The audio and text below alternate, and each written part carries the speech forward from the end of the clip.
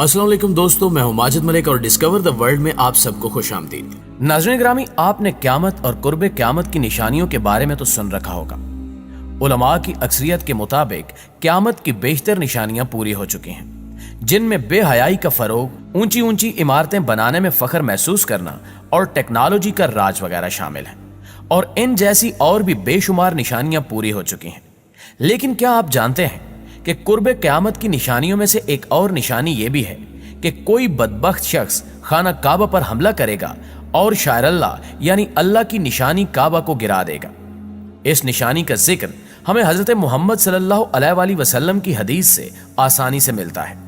आज की इस वीडियो में हम हदीस नबवी सल्लल्लाहु अलैहि वसल्लम की रोशनी में बताएंगे कि काबा को गिराने वाला शख्स कौन होगा, किस नस्ल से होगा और उस बदबख्त आदमी का साथ कौन कौन देगा। नाज़रीन ग्रामी, बेशक काबातुल्लाह बेशुमार फजीलतों का मालिक है। जब तक ये कायम है दुनिया बाकी है। जब इसको गिरा दिया जाएगा तो दुनिया तबाह बर्बाद हो जाएगी और क़यामत बर्पा हो जाएगी। कुर्बे क़यामत में एक बदबख्त हबशी खाना काबा को गिरा देगा, जिसके फौरन बाद क़यामत कायम हो जाएगी। इसे आखिरी जमाने में एक काला हबशी शख्स मुनहदिम करेगा, जिसका नाम जुस्सु व यकतीन यानी दो छोटी पिंडलियों वाला होगा। इसका यह नाम इसकी पिंडलियों के छोटे और बारीक होने की वजह से होगा। वो काबा के एक एक पत्थर को गिरा देगा, इसके अलावा गिलाफ को उतार देगा और इसके जेवरात को लूट लेगा। और इसका जिक्र हमें बहुत सी अहादीस में मिलता है। अब्दुल्ला बिन अमरू रजी अल्लाह ताला अन्हु से रिवायत है कि नबी अकरम सल्लल्लाहु अलैहि वसल्लम ने फरमाया कि अहले हबशा को छोड़े रहो जब तक वो तुम्हें छोड़े हुए हैं, क्योंकि काबा के खजाने को जुस्सु व यकतीन हबशी के कोई और नहीं निकालेगा। एक और जगह आप सल्लल्लाहु अलैहि वसल्लम ने फरमाया कि छोटी पिंडलियों वाला एक हबशी खाना काबा को गिरा देगा।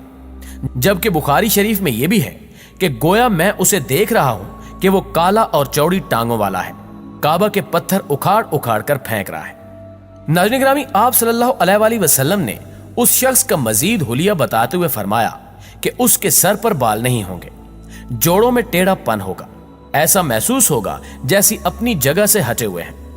मजीद फरमाया कि यह शख्स फावड़े से खाना काबा को गिराएगा। फावड़ा लोहे का एक आला है जो ज़राअत में इस्तेमाल होता है। लोहे का एक ऐसा आला जिससे पत्थरों में खुदाई की जाती है। नबी करीम सल्लल्लाहु अलैहि वसल्लम ने अपने एक इरशाद में फरमाया कि एक वक्त आएगा जब इस घर की हुर्मत को इसमें रहने वाले ही पामाल कर देंगे। सैयदना अबू हुरैरा रजी अल्लाह ताला अन्हु से रिवायत है कि रसूलुल्लाह सल्लल्लाहु अलैहि वसल्लम ने फरमाया कि एक शख्स, जिस शख्स से मुराद इमाम मादी हैं, उनकी हिजरे अस्वद और मकाम इब्राहिम के दरमियान बैत की जाएगी। इस घर की हुर्मत को इसके रहने वाले ही पामाल करेंगे, और जब ऐसा होगा तो फिर अरबों की हलाकत और बर्बादी के बारे में पूछा ना जाएगा। फिर हबशा से एक लश्कर आएगा जो काबा को तबाह बर्बाद कर देगा। इस तबाही के बाद फिर अल्लाह का यह घर कभी आबाद ना हो सकेगा। यही लोग इसका खजाना भी निकाल कर ले जाएंगे। मसनद अहमद बिन हंबल 7910। नाज़रीन ग्रामी, इस हदीस को समझने के लिए हमें कुछ तारीख के औराक को खंगालना पड़ेगा, क्योंकि असहाबे फील के जमाने में मक्का वाले काफिर तो थे, मगर बैतुल्ला की ताजीम करते थे और इसकी हुर्मत पामाल नहीं करते थे। इसीलिए अल्लाह ताला ने काबा को अबरहा और इसके लश्कर से बचा लिया। जहां तक हबशी का मामला है तो वो काबा को गिराने में उस वक्त कामयाब हो सकेगा जब मकामी लोग भी काबा की हुर्मत को पामाल करना शुरू कर देंगे और इसकी हुर्मत का पास नहीं करेंगे। जब वो बैतुल्ला की खिदमत और एहतमाम से पहलू तही करेंगे तो अल्लाह ताला उनकी मदद से हाथ खींच लेगा। ये अहादीस मुबारका इस बात की दलील है कि अल्लाह ताला ने अपने महबूब मोहम्मद मुस्तफ़ा सल्लल्लाहु अलैहि वसल्लम को आने वाले हालात का इल्म अता फरमा दिया था, और बेशक उन पर यह अल्लाह की खास रहमत है। यह भी मालूम हुआ कि अल्लाह ताला ने हमारे नबी करीम सल्लल्लाहु अलैहि वसल्लम को बेशुमार उलूम अता किए हैं, जिनका इदराक हमारा छोटा सा ज़हन कभी नहीं कर सकता। जो जुबान मुस्तफ़ा सल्लल्लाहु अलैहि वसल्लम से अदा हो गया वो होकर ही रहेगा। अल्लाह ताला फरमाता है, और वो कोई बात अपनी ख्वाहिश से नहीं करते, वो तो नहीं मगर वही जो उन्हें की जाती है। सूरह नजम 4:3। याद रहे कि अल्लाह ताला के इल्म के समंदर के मुकाबले में नबी अकरम सल्लल्लाहु अलैहि वसल्लम का इल्म एक कतरा है, मगर यह कतरा तमाम मखलूक के लिए एक समंदर है। यकीनन हम नबी अकरम सल्लल्लाहु अलैहि वसल्लम के इल्म का अहाता नहीं कर सकते, تو سوچئے کہ اس خالق کائنات کے علم کی وسعتوں کو کیا جان سکیں گے۔ نبی کریم محمد مصطفیٰ صلی اللہ علیہ وآلہ وسلم نے ہمیں پچھلی امتوں کے بیانات کے ساتھ ساتھ آئندہ پیش آنے والے واقعات کا بھی کثرت سے بتایا ہے، اور ان واقعات میں سے بیشتر پورے ہو چکے ہیں۔ حضور اکرم صلی اللہ علیہ وآلہ وسلم کی پیدائش سے صرف 55 دن پہلے یمن کا بادشاہ ابرہہ ہاتھیوں کی فوج لے کر کعبہ ڈھانے کے لیے مکہ پر حملہ آور ہوا تھا۔ اس کا سبب یہ تھا کہ ابرہہ نے یمن کے دارالحکومت سنا میں ایک بہت ہی شاندار اور عالی شان گرجا گھر بنایا، اور یہ کوشش کرنے لگا کہ عرب کے لوگ بجائے خانہ کعبہ کے یمن آ کر اس گرجا گھر کا حج کیا کریں۔ جب مکہ والوں کو یہ معلوم ہوا تو قبیلہ کنانا کا ایک شخص غیظ و غضب میں جل بھن کر یمن گیا اور وہاں کے گرجا گھر میں پاخانہ کر کے اس کو نجاست سے لت پت کر دیا۔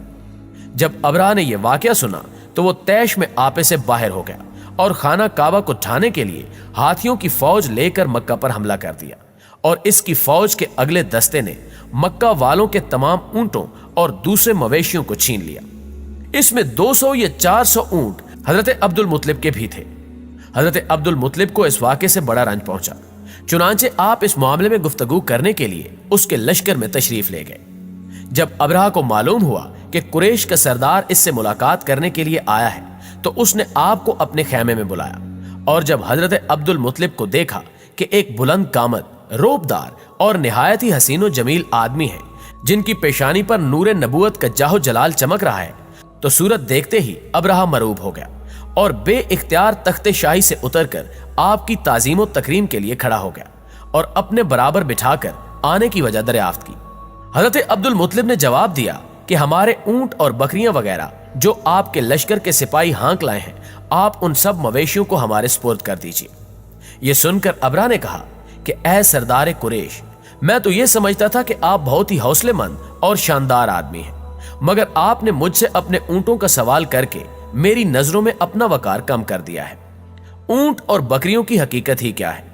میں تو آپ کے کعبہ کو توڑ پھوڑ کر برباد کرنے کے لیے آیا ہوں۔ آپ نے اس کے بارے میں کوئی گفتگو نہیں کی۔ حضرت عبد المطلب نے فرمایا کہ مجھے تو اپنے اونٹوں سے مطلب ہے، کعبہ میرا گھر نہیں ہے بلکہ وہ خدا کا گھر ہے، اور خدا اپنے گھر کو خود بچا لے گا۔ یہ سن کر ابرہہ اپنے فرعونی لہجے میں کہنے لگا کہ اے سردار مکہ، سن لیجئے، میں کعبہ کو ڈھا کر اس کی اینٹ سے اینٹ بجا دوں گا اور روئے زمین سے اس کا نام و نشان مٹ جائے گا، کیونکہ مکہ والوں نے میرے گرجا گھر کی بڑی بے حرمتی کی ہے، اس لیے میں اس کا انتقام لینے کے لیے کعبہ کو مسمار کر دینا ضروری سمجھتا ہوں۔ حضرت عبد المطلب نے فرمایا کہ پھر آپ جانے اور خدا جانے، میں آپ سے سفارش کرنے والا کون؟ ناظرین گرامی، اس گفتگو کے بعد ابرہہ نے تمام جانوروں کو واپس کر دینے کا حکم دے دیا، اور عبد المطلب تمام اونٹوں اور بکریوں کو ساتھ لے کر اپنے گھر چلے آئے، اور مکہ والوں سے فرمایا کہ تم لوگ اپنے اپنے مال مویشیوں کو لے کر مکہ سے باہر نکل جاؤ اور پہاڑوں کی چوٹیوں پر چڑھ کر اور دروں میں چھپ کر پناہ لو۔ مکہ والوں سے یہ کہہ کر پھر خود اپنے خاندان کے چند آدمیوں کو ساتھ لے کر خانہ کعبہ میں گئے اور دروازے کا حلقہ پکڑ کر انتہائی بے قراری اور گریہ وزاری کے ساتھ اس طرح دعا مانگنے لگے کہ اے اللہ، بے شک ہر شخص اپنے گھر کی حفاظت کرتا ہے، لہٰذا تو بھی اپنے گھر کی حفاظت فرما اور صلیب والوں اور صلیب کے پجاریوں کے مقابلے میں اپنے اطاعتشاروں کی مدد فرما۔ حضرت عبد المطلب نے یہ دعا مانگی اور اپنے خاندان والوں کو ساتھ لے کر پہاڑ کی چوٹی پر چڑھ گئے اور خدا کی قدرت کا جلوہ دیکھنے لگے۔ ابرہہ جب صبح کو کعبہ ڈھانے کے لیے اپنے لشکر جرار اور ہاتھیوں کی قطار کے ساتھ آگے بڑھا اور مقام مغمس پہنچا تو خود اس کا ہاتھی، جس کا نام محمود تھا، ایک دم بیٹھ گیا۔ ہر چند مارا اور بار بار للکارا، مگر ہاتھی نہیں اٹھا۔ اسی حال میں قہر الہی ابابیلوں کی شکل میں نمودار ہوا اور ننھے پرندوں کے جھنڈ کے جھنڈ، جن کی چونچ اور پنجوں میں 3 کنکریاں تھیں، سمندر کی جانب سے حرم کعبہ کی طرف آنے لگے۔ ابابیلوں کے ان لشکروں نے ابرہہ کی فوجوں پر اس زور و شور سے سنگباری شروع کر دی کہ آن کی آن میں ابرہہ کے لشکر اور اس کے ہاتھیوں کے پرخچے اڑ گئے۔